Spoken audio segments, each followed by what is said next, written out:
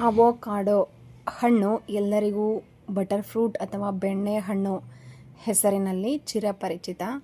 ಭಾರತದಲ್ಲಿ ಈ ಹಣ್ಣನ್ನು ಶ್ರೀಲಂಕಾದಿಂದ ಪರಿಚಯಿಸಲ್ಪಟ್ಟಿದೆ. ಸದ್ಯ ಈ ಹಣ್ಣನ್ನು ಕರ್ನಾಟಕ, ತಮಿಳುನಾಡು, ಕೇರಳ ಸೇರಿದಂತೆ ಅನೇಕ ರಾಜ್ಯಗಳಲ್ಲಿ ಬೆಳೀತಾರೆ. ಬಟರ್ ಫ್ರೂಟ್ನಲ್ಲಿ ವಿಟಮಿನ್ ಎ, ಬಿ ಮತ್ತು ಇ ಅಂಶಗಳು ಧಾರಾಳವಾಗಿರುತ್ತದೆ. ಇದರೊಂದಿಗೆ ಆರೋಗ್ಯಕ್ಕೆ ಅನುಕೂಲವಾಗಿರುವ ಪ್ರೋಟೀನ್, ಫೈಬರ್ ಮತ್ತು ಖನಿಜಾಂಶಗಳು ಈ ಹಣ್ಣಿನಲ್ಲಿದೆ.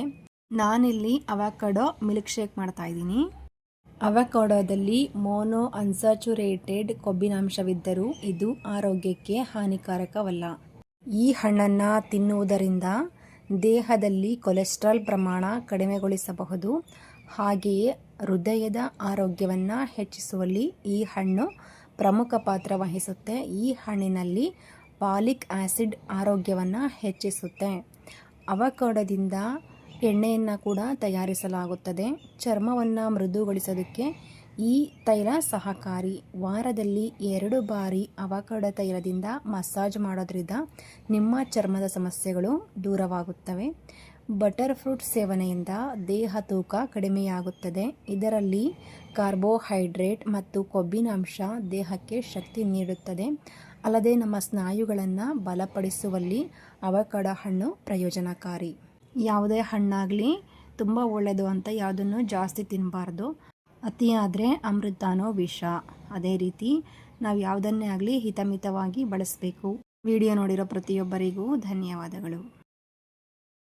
ಅವೊಕಾಡೊ ಹಣ್ಣು ಎಲ್ಲರಿಗೂ ಬಟರ್ ಫ್ರೂಟ್ ಅಥವಾ ಬೆಣ್ಣೆ ಹಣ್ಣು ಹೆಸರಿನಲ್ಲಿ ಚಿರಪರಿಚಿತ. ಭಾರತದಲ್ಲಿ ಈ ಹಣ್ಣನ್ನು ಶ್ರೀಲಂಕಾದಿಂದ ಪರಿಚಯಿಸಲ್ಪಟ್ಟಿದೆ. ಸದ್ಯ ಈ ಹಣ್ಣನ್ನು ಕರ್ನಾಟಕ, ತಮಿಳುನಾಡು, ಕೇರಳ ಸೇರಿದಂತೆ ಅನೇಕ ರಾಜ್ಯಗಳಲ್ಲಿ ಬೆಳೀತಾರೆ. ಬಟರ್ ಫ್ರೂಟ್ನಲ್ಲಿ ವಿಟಮಿನ್ ಎ, ಬಿ ಮತ್ತು ಇ ಅಂಶಗಳು ಧಾರಾಳವಾಗಿರುತ್ತದೆ. ಇದರೊಂದಿಗೆ ಆರೋಗ್ಯಕ್ಕೆ ಅನುಕೂಲವಾಗಿರುವ ಪ್ರೋಟೀನ್, ಫೈಬರ್ ಮತ್ತು ಖನಿಜಾಂಶಗಳು ಈ ಹಣ್ಣಿನಲ್ಲಿದೆ. ನಾನಿಲ್ಲಿ ಅವಕಾಡೊ ಮಿಲ್ಕ್ ಶೇಕ್ ಮಾಡ್ತಾ ಇದ್ದೀನಿ. ಅವಕಾಡೊದಲ್ಲಿ ಮೋನೋ ಅನ್ಸ್ಯಾಚುರೇಟೆಡ್ ಕೊಬ್ಬಿನಾಂಶವಿದ್ದರೂ ಇದು ಆರೋಗ್ಯಕ್ಕೆ ಹಾನಿಕಾರಕವಲ್ಲ. ಈ ಹಣ್ಣನ್ನು ತಿನ್ನುವುದರಿಂದ ದೇಹದಲ್ಲಿ ಕೊಲೆಸ್ಟ್ರಾಲ್ ಪ್ರಮಾಣ ಕಡಿಮೆಗೊಳಿಸಬಹುದು.